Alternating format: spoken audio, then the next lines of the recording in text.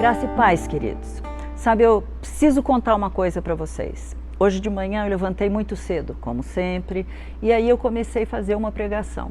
E conforme eu estava fazendo a pregação, quando deu mais ou menos umas 7h10 da manhã, o telefone tocou. Quando eu olho para ver quem é que estava no telefone, era uma pessoa que não era da igreja e ela às vezes não fala muito objetivo, ela gosta de conversar pela idade que ela tem. E aí eu comecei a pensar, eu falava, ai meu Deus, eu preciso terminar essa pregação, o Senhor não me deixa esquecer o que eu estou falando, é o que vem na minha cabeça, eu preciso pôr no papel. E ela me perguntando, você é a pastora fulana? Não, eu não sou a pastora fulana. Mas você conhece a pastora fulana? Não, eu não conheço a pastora fulana. Mas você, quem é você? Você é crente? E a conversa foi se estendendo. E eu, diante de Deus, quietinha na minha cabeça, eu falava, Senhor, vai acabar, vai passar o que está aqui na mente. E aí, conforme ela foi perguntando, não, porque eu sempre ligo para ela é uma mulher de Deus, ela fica me falando e eu preciso ser incentivada, eu estou com muito medo, esse negócio do vírus, eu não sei o que eu vou fazer e eu preciso ouvir. Você tem culto na sua igreja? Que igreja você? Meninas, aquilo lá dentro estava começando. Aí eu parei, falei, papai, todas as coisas cooperam para o bem. E o Senhor fez com que ela ligasse para mim neste momento. E se o Senhor quer que eu dê atenção para ela justamente para tirar dela essa preocupação? E na hora eu pensei, quantos irmãos estão tendo o mesmo sentimento?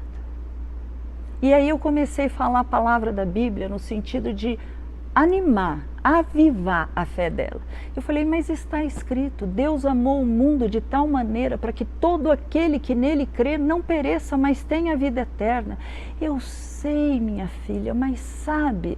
E aí ela falava tudo de novo e eu voltava a falar para ela, querida, Deus não mente, Ele já tem tudo preparado. Nós podemos morrer a qualquer momento, não importa a idade, a morte não escolhe se é criança, se é mais idoso, se vai ser por atropelamento, a morte não escolhe se de repente será esse vírus.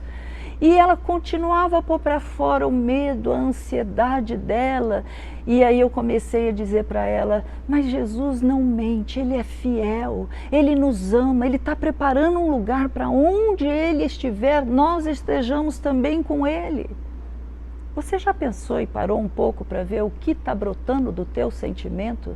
Qual a reação que você está tendo com tantas notícias que estão chegando na nossa mente?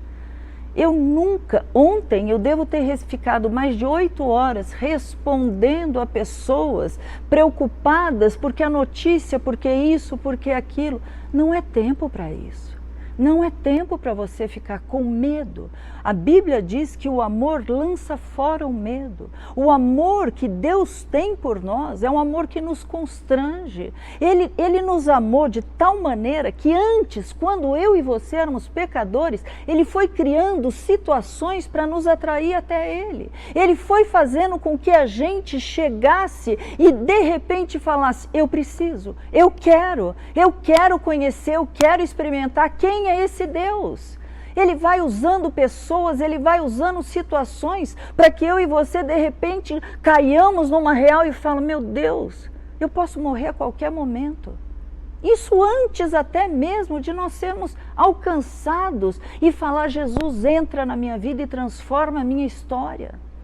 Meus anjos, você tem que confiar da fidelidade de Deus. Aquele que começou a boa obra no meu e no teu coração, Ele é fiel para cumprir e para fazer infinitamente mais do que tudo aquilo que você está pedindo, desejando, precisando. É isso que a palavra de Deus nos assegura. Sabe qual é o nosso medo real que nós devíamos ter? Não é do vírus. Nós devíamos ter medo da nossa incredulidade, de nós que estamos dentro da casa do Pai, dentro da igreja há tanto tempo, num momento desse, começarmos a vacilar, a pensar, mas e agora? E se acontecer? Nada, Nada está fora do controle da mão de Deus. A Bíblia diz que quando Jesus morreu, ele desceu, ele foi ao inferno e ele tirou da mão de Satanás a chave da morte. O diabo não pode te fazer morrer. Hoje você está na palma da mão do teu Deus. É por isso que ele se chama Salvador e Senhor. O que você vai fazer disso? É o tempo de você se alegrar. Quer seja através, não importa do que. Nós sabemos para onde nós vamos, nós sabemos em quem nós temos crido. Jesus falou que ele estava na casa do meu pai, tem muitas moradas, e eu vou preparar lugar para que onde eu esteja, vós estejais também.